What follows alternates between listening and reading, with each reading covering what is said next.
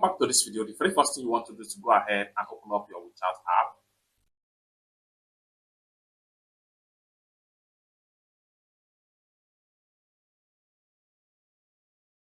Go ahead and click on me right here.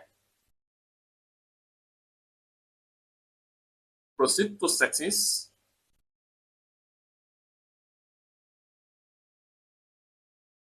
Click on help and feedback.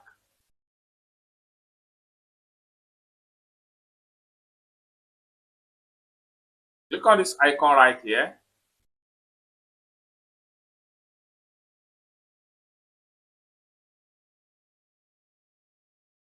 Go ahead and click on repair search tool. This is going to pop up right here. Go ahead and click on repair search. After selecting to repair, WeChat will immediately close and you will be able to use this feature normally when you reopen your WeChat. Simply click on OK. It's that simple. For more tutorial tips and tricks on how best to use your WeChat app, consider to subscribe. Thank you so much for watching and I hope to see you in my next video. Bye.